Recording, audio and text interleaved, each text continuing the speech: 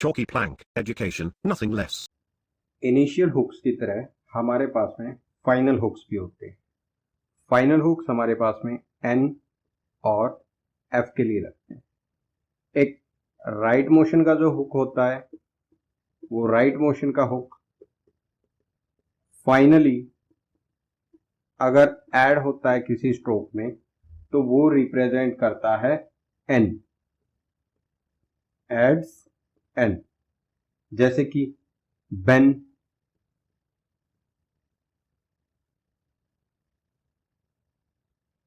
जैसे कि हमारे पास में चेन,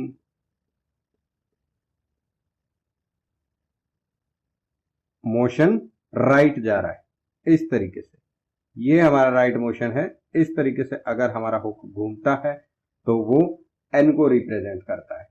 इसी तरीके से जैसे कि रेन, इसमें भी हमने जो है इसी तरीके से राइट मोशन से इस हुक को घुमा दिया। हुक दोनों तरफ लग सकते हैं एक ही साथ में, इनिशियली भी और फाइनली भी। जैसे वर्ड आता है हमारे पास में ब्रेन, तो ब्रेन में इनिशियली हमारे पास में ये हुक और ये हमारे पास में फाइनली, बी आर एन। जैसे हम स्ट्रोक से पहले हुक नहीं पढ़ते थे, हमारे पास में पहले स्ट्रोक पढ़ा जाता था, स्ट्रोक के बाद में हम जो है हुक पढ़ते थे, हुक आर वाला, फिर उसके बाद में जो है हम फर्दर आउटलाइन पढ़ते थे। लास्ट में ऐसे ही हमारे पास में जब पूरी आउटलाइन हो जाती है तो लास्ट में हमारे पास में एन हुक जो है वो पढ़ा जाता है। ये स्ट्रेट स्ट्रोक्स में था।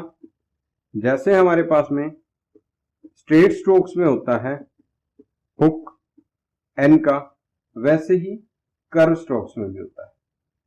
कर्व स्ट्रोक के साथ में एक फाइनली छोटा hook, small hook in curve. Small hook curve stroke के अंदर रिप्रेजेंट करता है एन को, जैसे शाइन।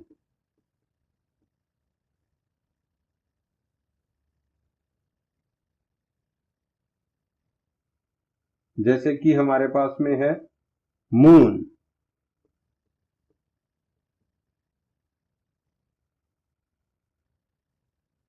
छोटा फाइनल हुक रिप्रेजेंट करता है एन को, लीन।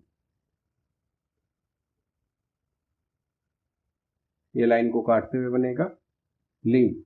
एफ और वी के लिए भी हमारे पास में इसी तरीके से फाइनल हुक होते हैं, लेकिन एफ और वी के लिए जो है केवल स्ट्रेट स्ट्रोक्स में आपको हुक मिलेंगे, केवल स्ट्रेट स्ट्रोक्स में।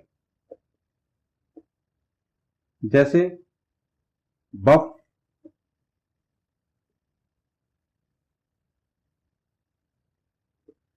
इसका जो मोशन होगा वो होगा anti clockwise, left hand motion.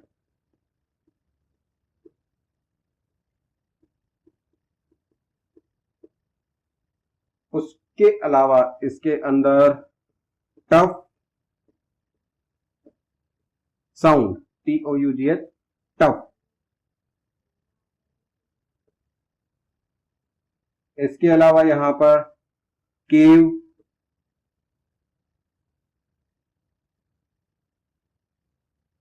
अब देखिए कोई पहचान नहीं है एफ के लिए और वी के लिए। स्ट्रेट स्ट्रोक्स में हमारे पास में हम एफ और V according to the sense ही पढ़ते हैं। जैसे हमारे पास में एन हुक और आर हुक स्टार्टिंग में आते थे, वैसे ही यहां पर भी जो है हम एन हुक और लास्ट में एफ हुक देख सकते हैं। ब्लफ, तो इसके अंदर जो है स्टार्टिंग में एल हुक आएगा, लास्ट में एफ हुक आ जाएगा हमारे पास में, ये बन जाएगा ब्लफ। इसी तरीके से हमारे पास में स्ट्रेट स्ट्रोक्स में फाइनली केवल एफ और वी का रिप्रेजेंटेशन है हुक के लिए। अगर कर्व स्ट्रोक्स में आ जाता है, इन कर्व स्ट्रोक्स, तो कर्व स्ट्रोक्स के अंदर कोई हुक नहीं होता, नो हुक, फाइनल। जैसे लिव अगर आ गया तो आपको पूरा ही बनाना है लिव। उसके अलावा 5 अगर आ गया तो पूरा बनेगा। कर में वी हुक के लिए कोई जगह नहीं है, वहां पर आपको कंप्लीटली स्ट्रोक बनाना ही बनाना पड़ेगा। अगर लास्ट में कोई वोवल आ रहा है हुक और हुक के बाद में अगर कोई वोवल है तो ये जो हुक वाली फॉर्म है ये नहीं बनेगी। जैसे पेन है तो पेन के लिए आप बना दो इसमें हुक फॉर्म PN, लेकिन वर्ड अगर पेन ही आ जाए तो आपको पूरी आउटलाइन बनानी ही बनानी पड़ेगी। Reason to represent the vowel. अगर फन है तो आप इसमें हाफ आउटलाइन बना सकते हो, हाफ मतलब हुक फॉर्म वाली आउटलाइन। लेकिन अगर वर्ड आ जाए आपके पास में फनी तो आपको पूरी आउटलाइन बनानी है। रीजन उसमें आपको वोवल दिखाना पड़ेगा फाइनली। इसीलिए मैन है, आप इसमें शॉर्ट आउटलाइन बना दो, शॉर्ट का मतलब हुक वाली, और मैनी है, आपको इसके अंदर वोवल रिप्रेजेंटेशन के लिए पूरी आउटलाइन जो है वो बनानी पड़ेगी। इसके अंदर एल के साथ में अगर एन ऐड होता है या इश के साथ में एन ऐड होता है तो आप अकॉर्डिंगली इसको बना सकते हो। अकॉर्डिंगली कैसे? पहले तो हमारे पास में जैसे लाइन, ये एक मोनोसिलेबल वर्ड था एक तरीके से, तो हमने जो है इस तरीके से लाइन बना दिया। अब अगर हमारे पास में अगर फॉलन अगर कोई वर्ड आता है तो हम इसमें फॉलन वर्ड में जो हुक फॉर्म है वो अगर नीचे वाले एल के साथ में बन रही है तो आप इसमें बना सकते हो। वर्ड जैसे आ जाए सिचुएशन, तो इसके अंदर भी जो है आप सिचुएशन में कंप्लीट सिचुएशन, इस तरीके से आप जो है इसके अंदर फाइनली जो है इश के साथ में भी एन लगा सकते हो। जैसे वर्ड आ जाए मेलन, तो मेलन में भी लग जाएगा कि भाई ऊपर जा रहा है एल, तो भी जो है हमारे पास में ये लग जाएगा। हुक फॉर्म ऊपर और नीचे दोनों जगह यूज हो सकती है।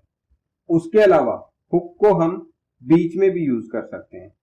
हुक यूज्ड मीडियली, हम हुक को मीडियली बीच में भी यूज कर सकते हैं।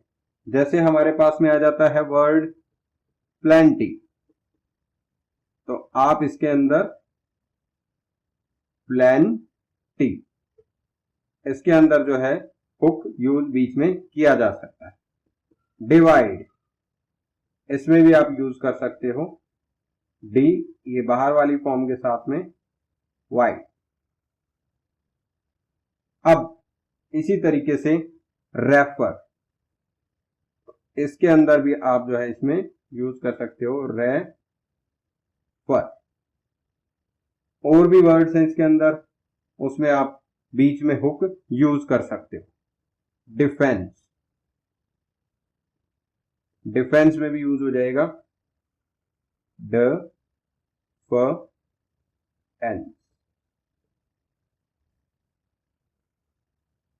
एक साउंड होती है नर, यानी कि वर्ड के लास्ट में कई बार नर आ जाता है। जैसे एक वर्ड है हमारे पास में ओपनर, और एक वर्ड है हमारे पास में जॉयनर। उसी तरीके से एक हमारे पास में वर्ड है यहां पर रनर, और एक हमारे पास में है विनर। जब हम बात करते हैं ओपनर की, तो ओपनर के अंदर जो है आपको, क्योंकि ये हमारे पास में डाउन स्ट्रोक है, ये हमारे पास में डाउन स्ट्रोक है, तो डाउन स्ट्रोक के अंदर आपको जो है ये वाली फॉर्म यूज करनी है। यहां पर जो है हमारे पास में आर हुक है और एन स्ट्रोक है, ये हमारे पास में ओपनर। ये हमारे पास में जॉय नर। लेकिन अगर हमारे पास में अप स्ट्रोक हो तो अप स्ट्रोक के अंदर फॉर्म चेंज हो जाएगी। उसमें आर जो आ जाएगा वो एक स्ट्रोक की फॉर्म में आ जाएगा और एन जो होगा वो हुक की फॉर्म में होगा। जैसे हमारे पास में है रनर, रनर, यहां पर जो है आर स्ट्रोक की फॉर्म में आ गया तो एन हुक की फॉर्म में आ गया। Winner, winner. हुक यहां पर रिप्रेजेंट कराना है एन का, आर का स्ट्रोक जब अप स्ट्रोक ऊपर की तरफ स्ट्रोक बढ़ रहा हो, जब डाउनवर्ड आ रहा हो तो उस केस में आपको एन का जो है वो स्ट्रोक यूज करना है और आर का हुक यूज करना है। एन और एफ को हम फ्रेजियोग्राफी में भी यूज कर सकते हैं वर्ड्स के लिए। फ्रेजियोग्राफी के अंदर, फ्रेजियोग्राफी में जैसे हमारे पास में आ गया यहां पर बेटर देन, बेटर देन, तो आप इसके अंदर जो है बेटर की आउटलाइन बेटर और देन के लिए एन का हुक लगा दोगे। कैरीड ऑन, कैरीड ऑन में भी सिर्फ कैरीड की आउटलाइन, ऑन के लिए जो है आप हुक लगा दोगे एन का।